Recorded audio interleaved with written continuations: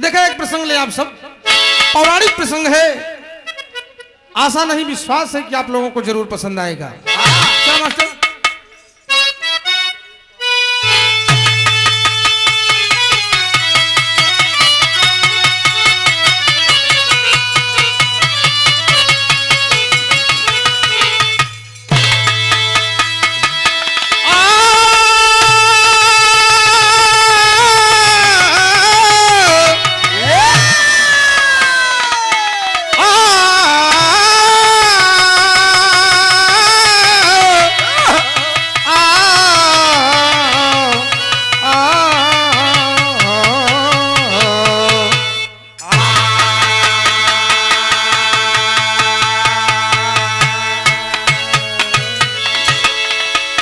कहना है एक दिन ब्रह्मा जी चतुरानन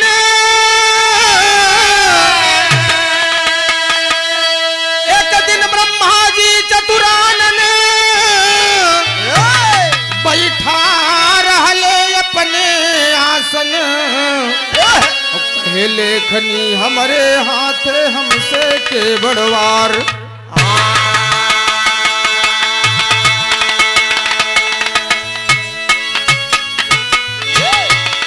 भगवान ब्रह्मा जी बैठे हैं एक दिन, उनके मन में आए कि दुनिया के जौन हम लिख दी थी ओकरे सिवा के वो काट नहीं पावत। कहे ओका भोग के प्रति चाहे देवता हो, यक्ष हो, गंधर्व हो, किन्नर हो, सबका इंसान को तो औकाते नहीं कि काट दे, देवता नहीं काट पाता।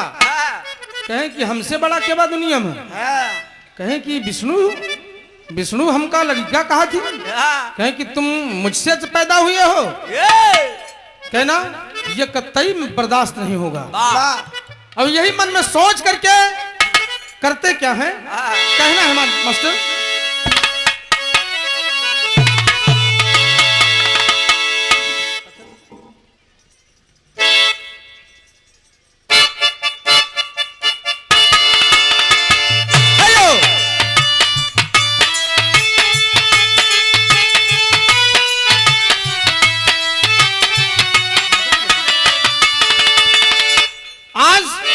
जा रहे हैं।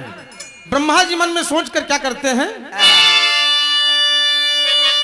अरे एक दिन ब्रह्मा बैठा अपने सनवा हो गुमनवा भइले ना, हो गुमनवा भइले ना, विष्णु हमके कहानी ललनवा गुमनवा भइले ना।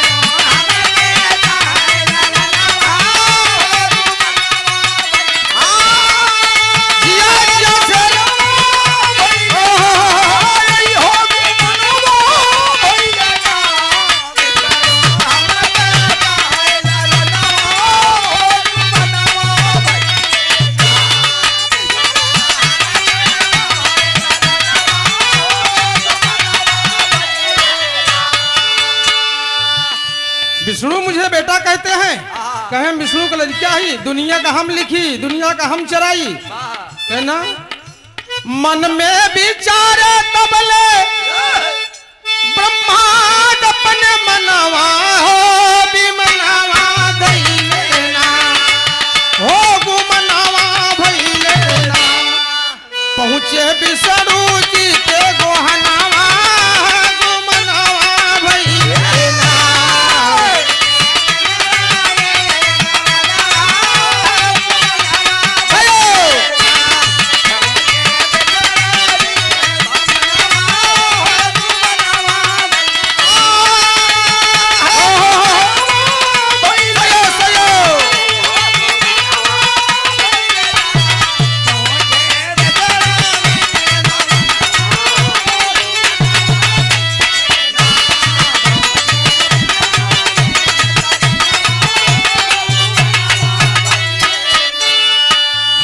क्षीर सागर पहुंच गए और क्षीर सागर में जैसे पहुंचे विष्णु भगवान देखे कि ब्रह्मा जी आवत है, ब्रह्मा जी आवत है और देख के उठ के बैठ गए।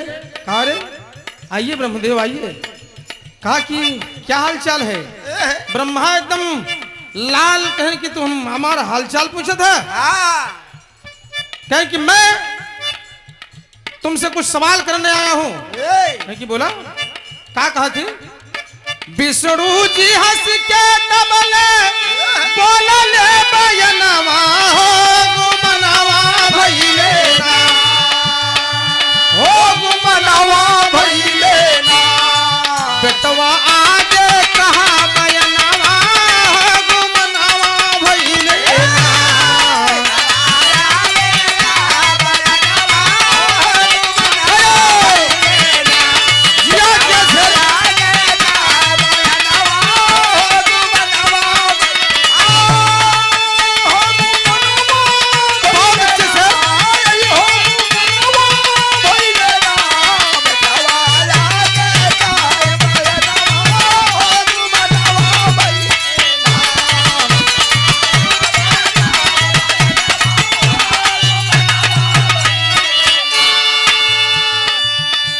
विष्णु कहें कि बोला बेटवा का हाल यह है? ब्रह्मा जी के और मूड खराब है एकदम। कहें कि दिमाग खराब बा। कहें कि तू हमार बेटवा है कि हम तुहार यार? क्या बतावा तू हमसे पैदा भया? ब्रह्मा जी कहे नहीं, तू हमसे पैदा भया। दोनों जने में एकदम ऐचतानी हुई गए। अब दोनों देवता अपने आप में एकदम महारत हासिल भाई, वो पालन करता, वो सृजन करता। दोनों जने का मामला बढ़ गया मास्टर। अब का हो था तेरी में कहना है, एकदम दोनों लोग एक दूसरे के प्रति खिंच गए। क्या करते हैं? अरे राम लड़ाई दुइनो देव में ठनी, ओ लड़ाई दुइनो देव में ठनी, अरे बाप के बाप बने हैं बेटवा कौन कहाई, लड़ाई दुइनो देव में ठनी।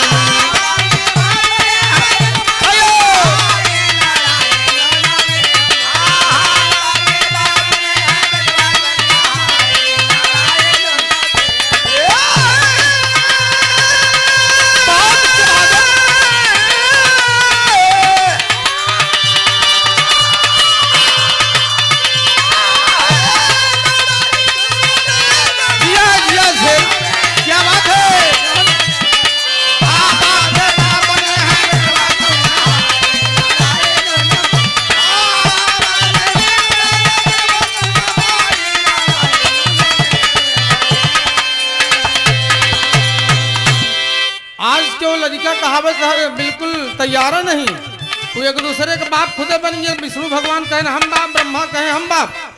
बड़ी समस्या बन गई। विष्णु जी क्या करते हैं? झूठ हंसी तब विष्णु जी के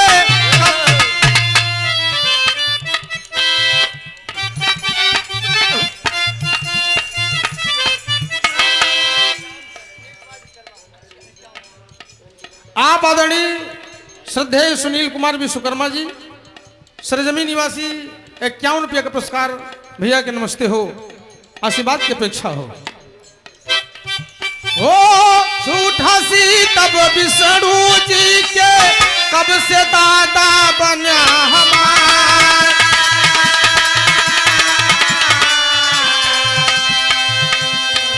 हमसे जन्म्या सुना है बेटवा, कमल से तेरा है अवतार,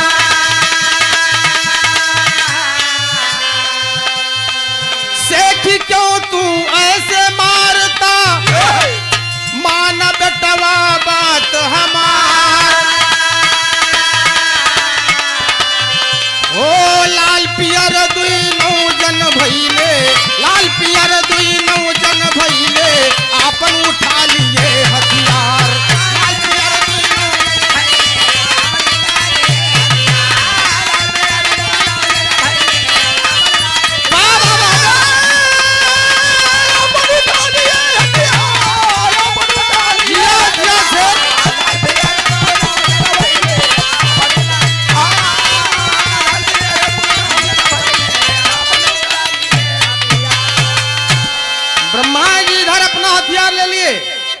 विष्णु भगवान उधर अपन हथियार लेके बिल्कुल तैयार हो गए, हम तोहार वध कर दे। विष्णु जी कहने तोहार वध कर दे, चक्र सुदर्शन को टेर दिया। अरे बाप रे, एकदम तहलका मच गया, एकदम परेशानी आ गई दोनों में। तब तक ब्रह्म जी और ब्रह्मदेव जी गुस्से में कुछ बात बोल रहे हैं, उठपटांग कुछ विष्णु भगवान बोल रहे हैं। तब तक मामला गड़बड़ होगा बाबू जी। सारे देवता लोग खिंच गए, पूरी पृथ्वी में कंपन होने लगा और पृथ्वी जब कांपने लगी सब देवता कहें कि आज सत्यानाश हुई, आज सत्यानाश हुई अगर हमारे। तब तक सारे देवता लोग इकट्ठा हो गए बाबू जी, इकट्ठा हो गए, मंत्रणा करने लगे कि अगर ये दोनों जने लड़ी गए और दोनों जने का अगर हो गया युद्ध तो जान लिया कि महासंग्राम विश्व युद्ध समझ लीजिए हो जाएगा। क्या करते हैं बाबूजी, एक तर्ज मिला कहना है।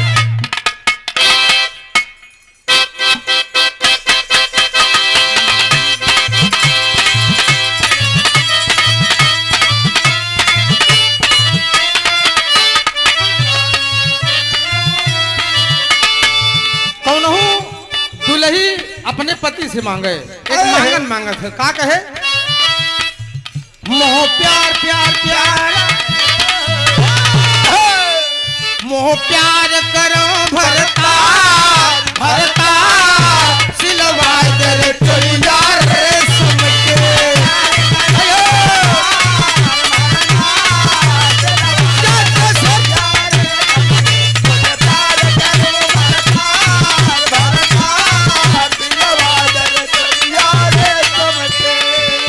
फरमाइश करत है, क्या कहे, उसमें दो हीरे जड़े रहे, उसमें दो हीरे जड़े रहे, उसमें दो हीरे जड़े रहे, दोनों जो बना पे खड़े रहे,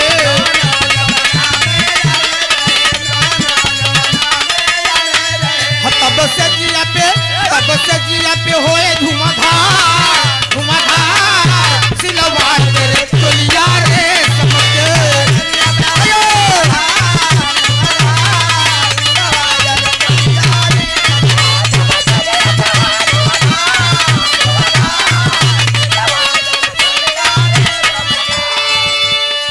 ये तो ओरिजिनल है, लेकिन आज देवता लोग सोच रहे मन में, तब देवता सब की हले विचार, हाँ विचार सोच रहे हैं कि अगर युद्ध हुआ तो इसका विराम क्या होगा, इसका परिणाम क्या होगा, विराम कहाँ होगा।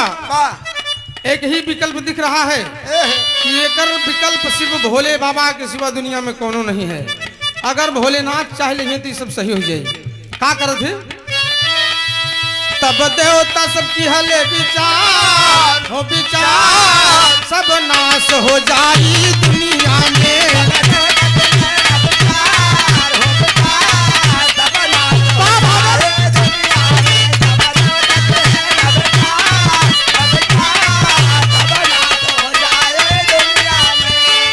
ओ बार बार सबके समझावे,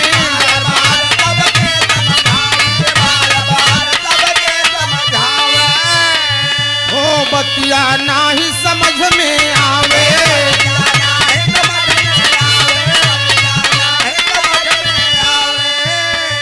कहे आपस में किया तकरार तकरार हो नाश हो जाई दुनिया के।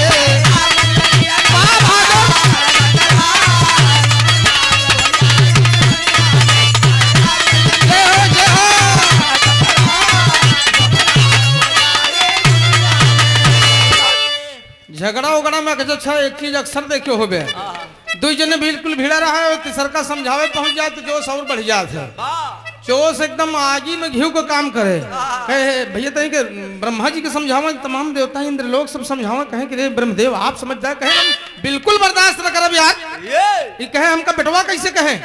ब्रह्मा जी कहे जब तू हमसे पैदा भे तो ही तो बेटवा कहे, बेटवा बिल्कुल कहब हम।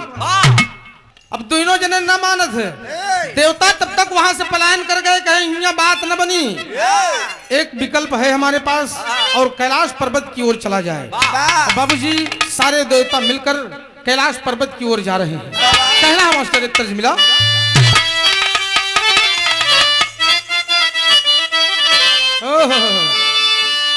कहे एक दिन नहाई गईली बाबा के सगारा वाहो, बाबा के सगारा वाहो,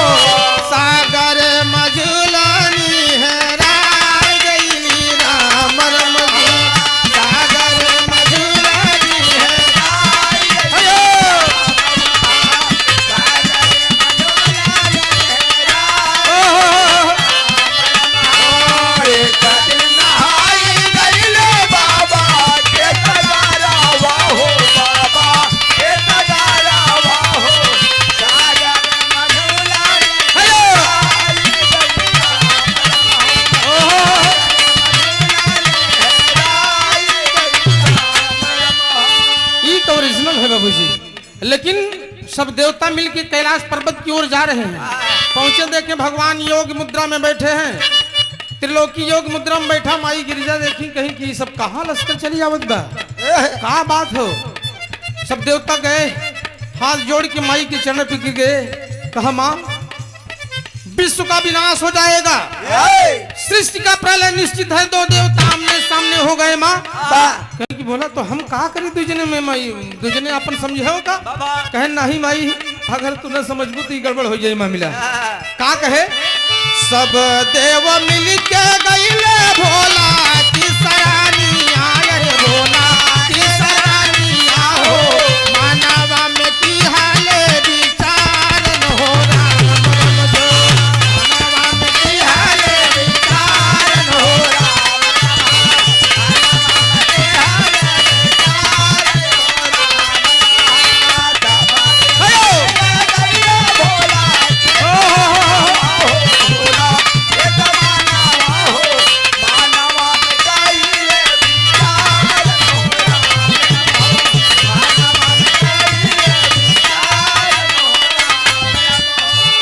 बोला क्या बात हो। कहे माई ब्रह्मा विष्णु दोनों की हल लड़ाई, परिणाम काव होई समझ न आई। हम दोनों लोग लड़ाई कर लिए, दोनों लोग एक दूसरे के आमने सामने हो गए हैं। मां ब्रह्मा विष्णु दोनों की हाल लड़ाई, परिणाम काव होई समझ न आई। दोनों उठावई अपने हाथ हथियारा हो, हाथ हथियारा हो, दुनिया के होई है विचार न हो राम न हो।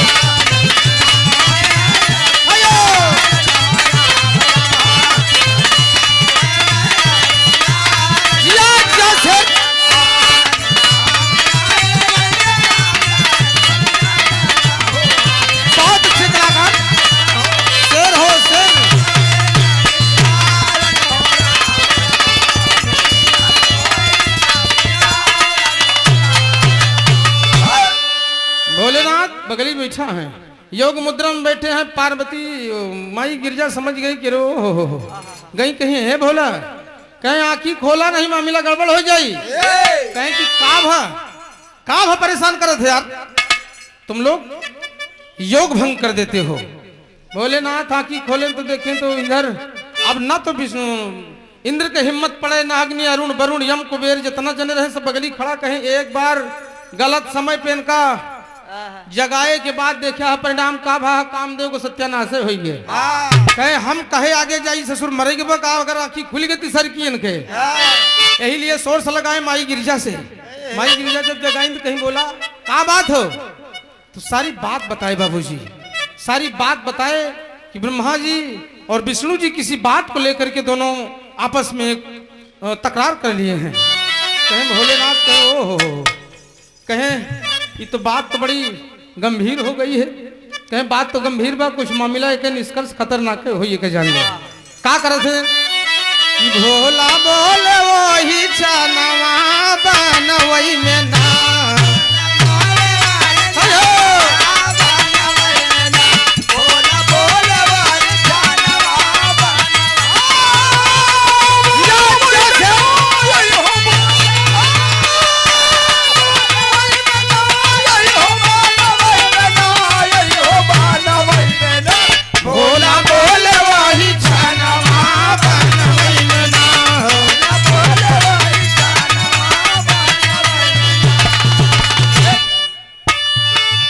सब देवता जन मिल के आपन विपदा रहे सुनाई, सब देवता जन मिल के आपन विपदा रहे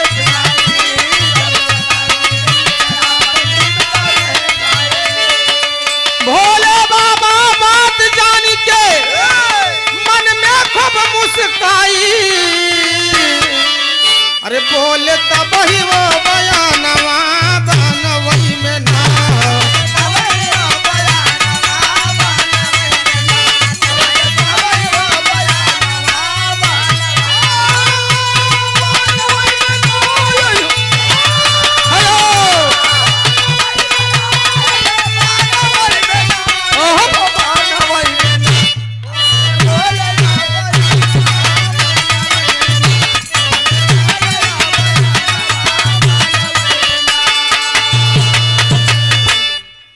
भगवान भोलेनाथ पहुंच गए, युद्ध स्थल पर पहुंचे, जहां पे दोनों जने एकदम मार फनफनान रहे। भगवान समझ गए कि इनका रोकब ठीक नहीं निको जने के। बीच में एक अड़चन खड़ी कर दिया, मामला दुरुस्त हो जाए। कहें कि अगर रोकबे तो ये अपने अलगे गरमान नहीं है, इनके तेवर अलगे रही के ना, मैं रोकूंगा नहीं। बीच में शिव जी देखो एक तब लीला की है अपार, अरे बड़ा सा लिंग खड़ा कर दिए, अरे सुनाओ शिव त्रिपुरार हो, दुई नौ देख भरी नया नवा बनवई में ना।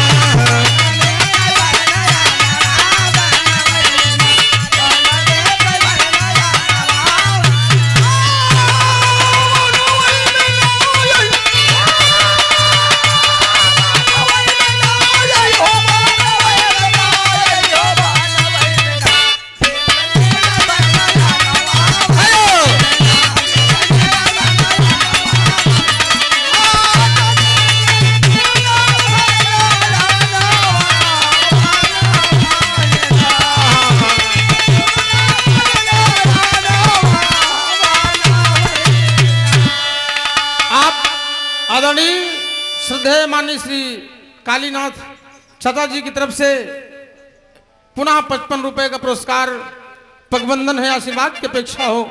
और सभी श्रोताओं को मेरा बारंबार नमन है। आप सब लोगों का दर्शन दीदार हुआ, मैं कृतार्थ हुआ, इसके लिए बड़े शुक्रगुजार हैं। भोलेनाथ एक बड़ी सी लिंग खड़ी कर दे है, बीच में एक लिंग खड़ी कर दे है। ब्रह्मा जी के उधर, विष्णु जी का इधर मामला अनबन हो गया, एक दूसरे का देख ही न पावे। भोलेनाथ गए पहले उनके लगे, विष्णु जी के लगे, कहन कहो का बात यह कहे लड़ाई करते, कहन कि इनका हम बिल्कुल छोड़ब न महाराज। कहन अरे यार कहे इतनी बड़ी कौन अदावट पे तुहार, कहन चल रुका 2 मिनट। तो उधर गए ब्रह्मा जी के लगे, ब्रह्मा जी के लगे फनफनान, समझ के कहने एक काम करा, तो दोनों जने महान है, दोनों लोग महान हो, लेकिन एक बात करना होगा। कहन लिंग के जे पता लगाई वह महान बा, वही बाप बनी, नहीं तो जना पता लगा पे बेटवा है ये। ब्रह्मा जी कहे तू जहां जहां पहुंचे थे ठिड़ंगा लगा दे थे, कहन आज इनके हमारे आर पार हो जाते महाराज। अरे यार तो हम बताओ तो है ना, तू महान है ये है, तो खोज लेवे करबा तो का कितनी देर लगी। विष्णु भगवान समझ गए कि लीलाधारी आ गए, अब लीला कुछ न कुछ होगी। और लिंग का पता लगाने बाबूजी भगवान विष्णु नीचे की तरफ जाने लगे, ब्रह्मा जी ऊपर की तरफ। कहा कि हम ऊपर के जने पता लगावा, एक जने नीचे का पता लगावा, और जे जल्दी पता लगाए क्या जाए वो बाप बा, जे न आई पाई समझ ले बेटवा है। कहा करो थी बाबूजी दादा रामधार जी गाँव में, हाय हाय हाय कहे मटिया खोदा न लागे विष्णु। सुअर का रूप धारण करके भगवान विष्णु नीचे की ओर मिट्टी को खोदने लगे बाबूजी। बड़ा रूप धारण किया उन्होंने, क्या करते हैं, कहे मटिया खोदा न लागे विष्णु, और तू 9 जन्म में हो गईला गतिया, मटिया खोदा न लागे विष्णु।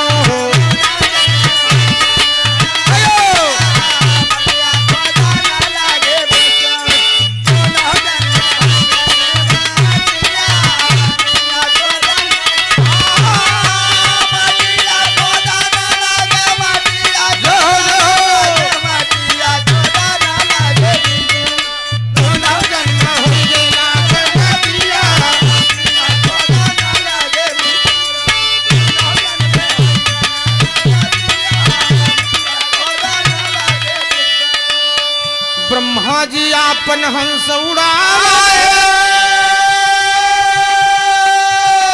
अरे विष्णु नीचे राह बताए हो, कि मटिया खोदा न लागे विष्णु। विष्णु जी कही था कि गईली गठिया, मटिया खोदा न लागे विष्णु।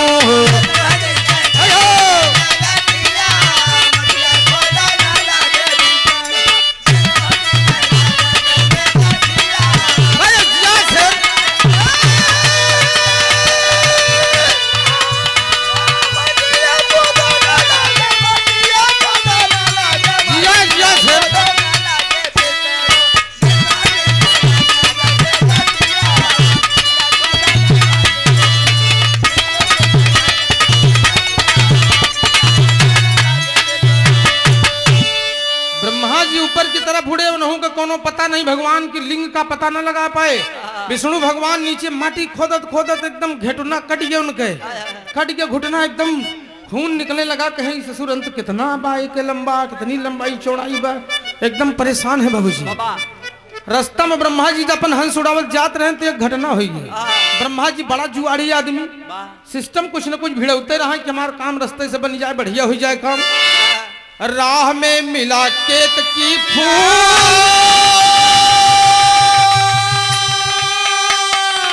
रास्ता में केतकी फूल मिला। कहे महाराज कहाँ जाता है?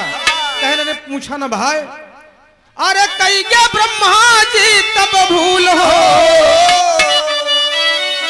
राह में मिला केतकी फूल, कई क्या ब्रह्मा जी एक भूल हो, मटिया खोदा न लागे बिसरो, अरे मटिया खोदा न लागे बिसरो, मनवा में आई गईली घाटिया, मटिया खोदा न लागे बिसरो।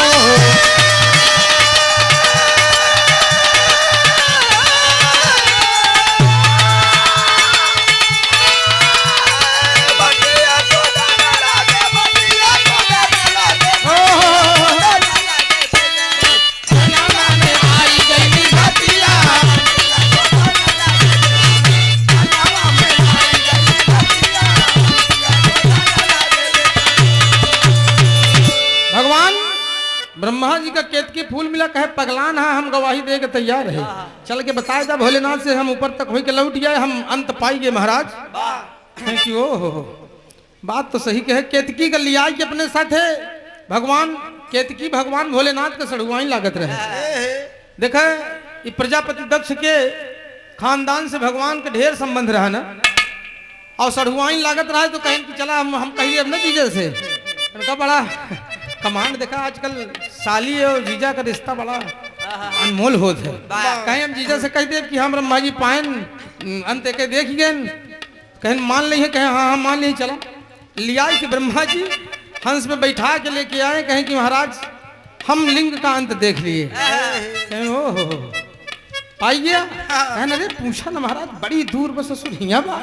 कहने मुँह से लौट के आए वही, विष्णु जी तब तक लौटे ही नहीं, विष्णु जी नीचे नीचे अपन खोदत चला जाते। ब्रह्मा जी बात सुन के भगवान हंसे लगे। कहें वो हो तू तो यार बड़ा महान है, बाप लाए तू ही है ये है, वैसे सही पूछा जाए तो। मार एकदम घुल के ब्रह्मा जी और खुशी होगी। का कर भगवान समझ गए तुरंत कि झूठ बोल रहा है तू, ब्रह्मदेव तुम झूठ बोल रहे हो। तुरंत क्रोधित हुए और जटा को बिखरा दिया बाबूजी, और बिखरा करके जटा क्या करते हैं बाबूजी, एक तर्ज मिला।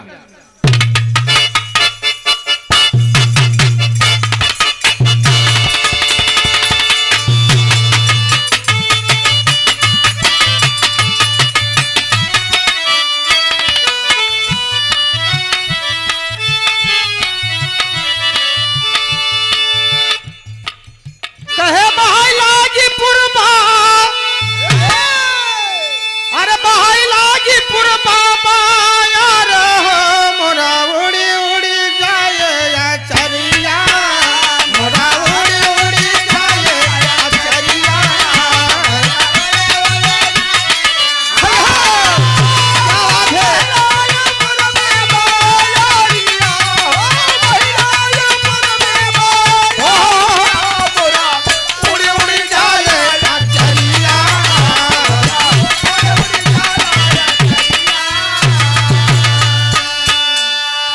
ओरिजिनल है, लेकिन भगवान भोलेनाथ क्या किए? भगवान भोलेनाथ से ब्रह्मा जी कहेंगे महाराज हम पूरा दर्शन करके आए। अरे ब्रह्मा कहे, अरे ब्रह्मा कहे उस बार हो लिंग के अंत देखा विधनावा, लिंग के अंत देखा विधनावा।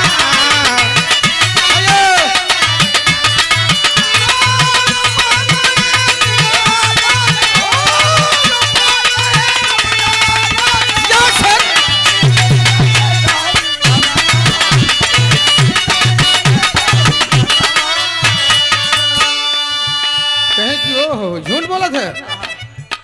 क्रोधवा में ब्रह्मा जटा बिखराए, उर्घवा में सूजी जटा बिखराए, अरे तुरंत धरनिया पे लाल जनमाए, धरनिया पे लाल जनमाए, धरनिया पे लाल जनमाए। अरे भैरव भये उस बार हो लिंग कई अंत देखा नयनमा,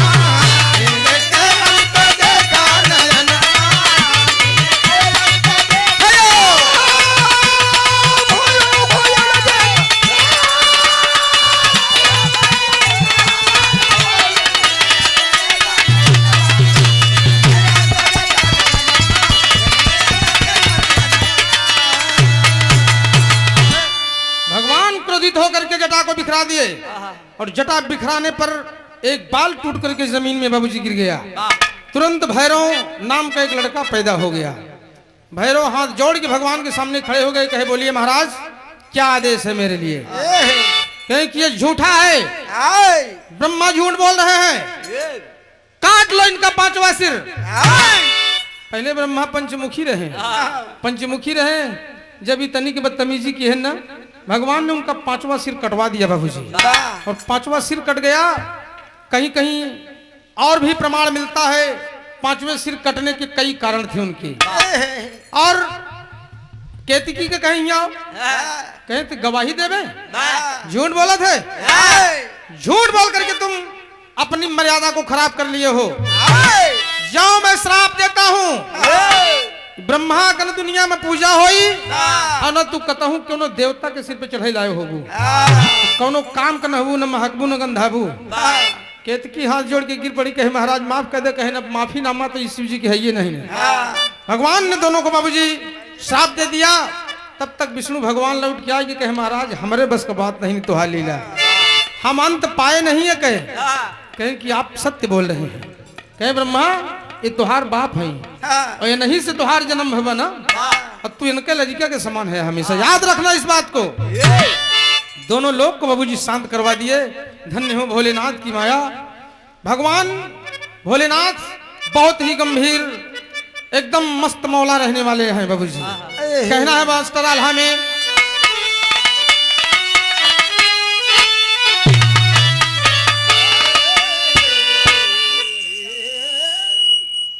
आप आदरणीय भाई सुरेश यादव जी फूलपुर की पावन पुनीत वसुंधरा से आप 51 रुपये का पुरस्कार। नमस्ते भैया के। भगवान भोलेनाथ हमेशा कृपा दृष्टि बनाए रखे, यही कामना हो।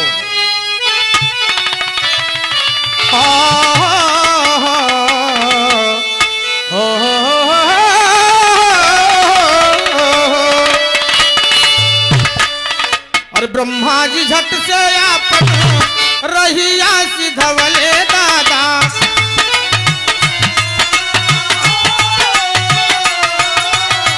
विष्णु से बोले तब सुना करता,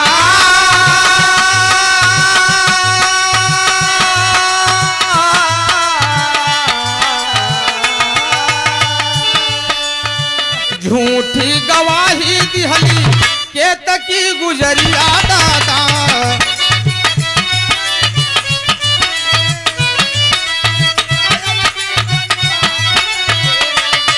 हो जे कर कदर नाही जाने संसार,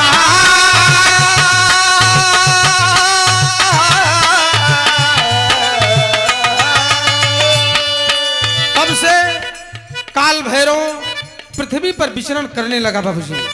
और काल भैरव भगवान शिव के बाद संहार के रूप में पृथ्वी पर लोग उसे जानने लगे कि भगवान के ये दूत हैं, जहां भोलेनाथ इनका भेज दिए सत्यानाश होई। काल भैरव के बलि बगैर चढ़ाए, काल भैरव के बिना आहार देहे दूसर काम नहीं हो। आजो जजे काल भैरव का हाल ले देखा होकर 360 चैनल पकड़त है, एकदम ऑल इंडिया रेडियो बोले लगी। काल भैरव को आशीर्वाद दिया कि जाओ तुम जहां तुम्हें उपयुक्त समझ में आए अपना आहार लेते रहना। और क्या करते हैं बाबूजी, ब्रह्मा विष्णु के फैसला मिलल बा,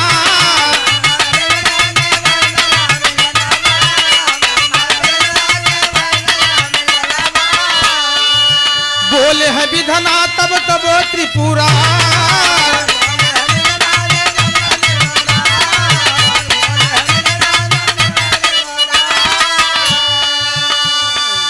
अरे शिव जी कहन लागे माना बयनवा, अरे शिव जी कहन लागे माना बयनवा, हे बाबू अगवा के सुनाई जहार बोला।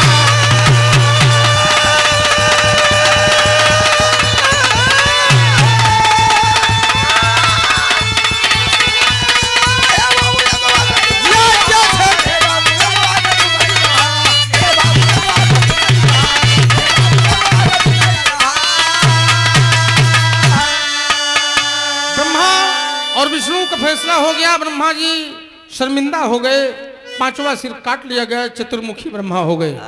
पंचमुखी से चतुर्मुखी हुई है। अपने कर्म के द्वारा इंसान हो चाहे भगवान हो, सबको सदगति और दुर्गति मिलती है बाबू जी। पाप साप और पाप केहू को छोड़त नहीं।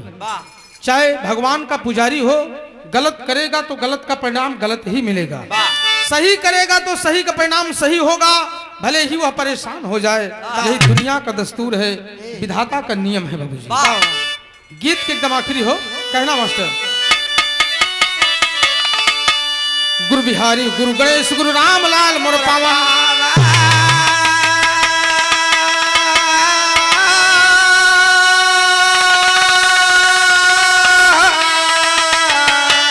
अरे कथन करे कभी राम नरेश, पंचन के लगे सुहान हो।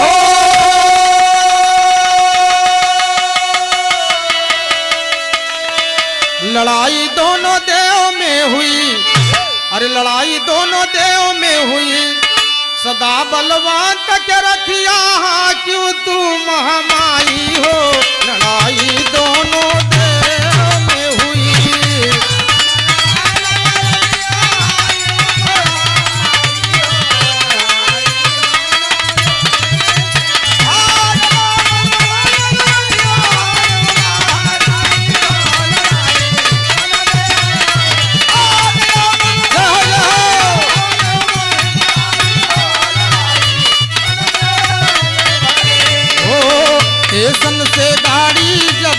स्टेशन से गाड़ी जब छूट जाती है तो एक दो तीन हो जाती है।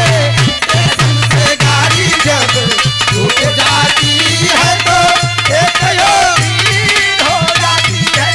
स्टेशन से गाड़ी जब छूट जाती है तो एक दो तीन हो जाती है। कोई हसीना जब रूठ